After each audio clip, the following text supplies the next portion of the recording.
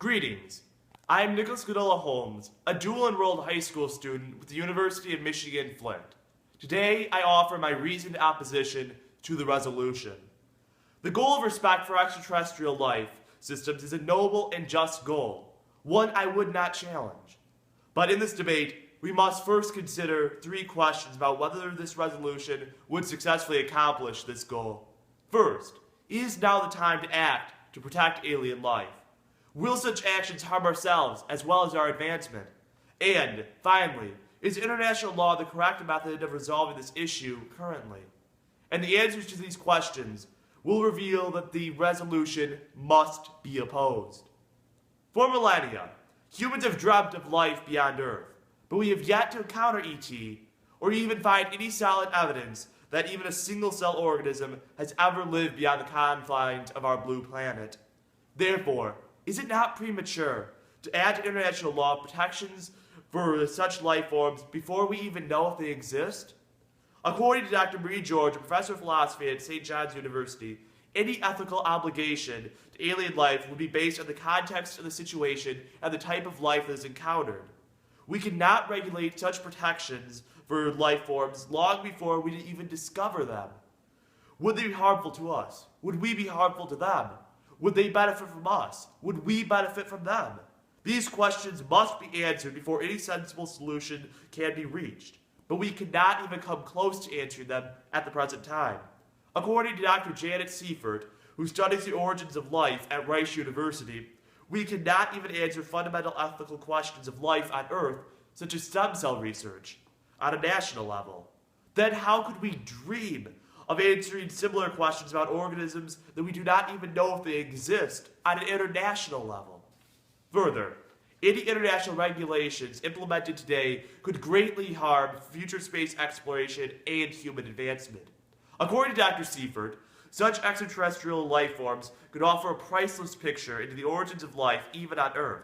If in our practiced ignorance of these organisms, we prevent ourselves from interacting with them, we may lose this opportunity.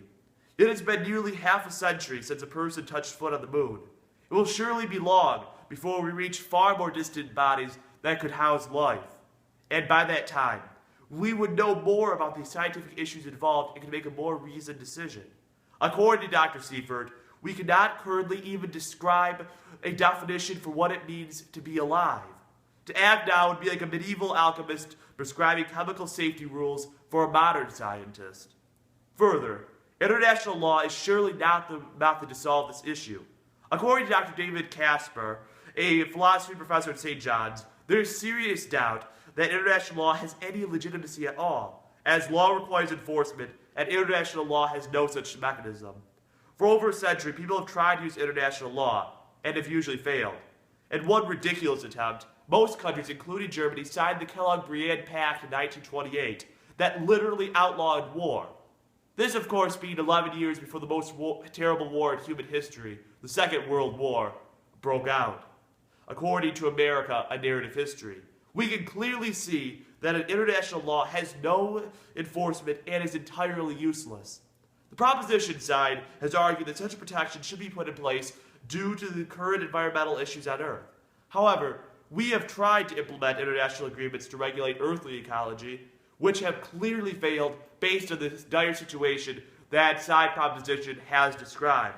If we cannot even solve international issues that directly affect us now, how can we do so for issues that will not matter for many decades? Further, would not any current effort to regulate our future treatment of extraterrestrial life merely distract from our current efforts to regulate our current treatment of our own Earth? Side proposition put it well when he said that, if this is how people treat life on Earth, then it logically follows that they will treat ecosystems off Earth similarly. Likewise, if this is how people fail to implement international law on Earth, then it logically follows that they will fail to implement international law off Earth similarly. Protecting all forms of life, wherever it is found, it is a noble goal that is not opposed. However, this resolution fails as the issue is far from ripe. Any action now could have profound negative consequences, and such action may not even have any real effect. Thank you.